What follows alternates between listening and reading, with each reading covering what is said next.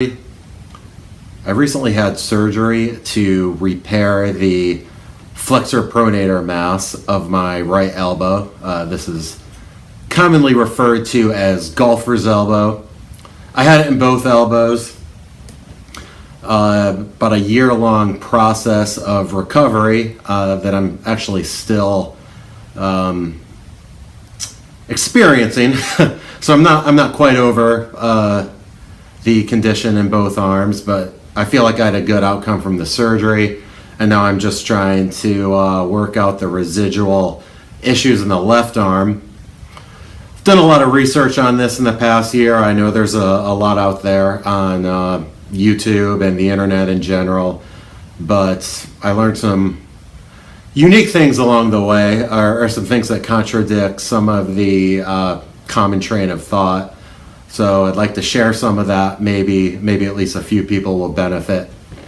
So this is the first in the video series, but a common exercise that's suggested is some form of elbow or wrist pronation. Some say to do eccentric only. So yeah, I'm not the one to come up with the concept of training pronation to treat a tendinopathy of a pronator muscle, but the way I do it, or I learned the hard way, the best way to do it for me. Some had suggested putting the thumb underneath the hammer on the same side of the fingers as you do it. So that's how I did it to start with. I ended up developing a tendinopathy in my thumb. I was making the same mistake for me on wrist curls. I didn't have any thumb problems. I'm doing all this rehab for my elbow.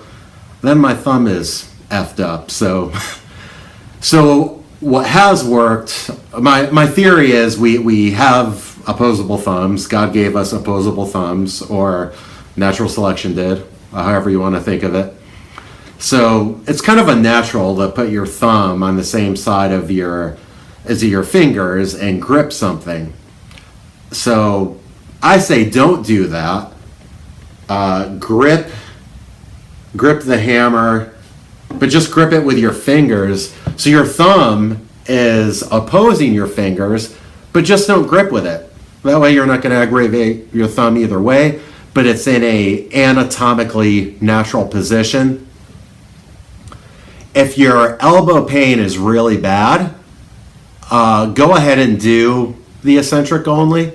I mean, there's published research suggesting that works very well. I'm not sure the evidence is convincing that there's something magic about doing the eccentric without the concentric phase. But it certainly appears to help. I really haven't seen a convincing controlled study comparing concentric with, or basically the entire movement with both the concentric and eccentric phase to eccentric only, showing superiority of one over the other. But if you get to a point where the eccentric and concentric phases are relatively comfortable, I see no harm in doing both. So, I'm pretty far along in my rehab process. So I do both. You want a nice, slow contraction. I'm probably not doing it perfectly or how I would if I wasn't trying to make an instructional video, but a pace about like this. And you can combine it to do like kind of full supination or turn your wrist all the way over. I like to separate pronation and supination training. It's just more comfortable on my elbow.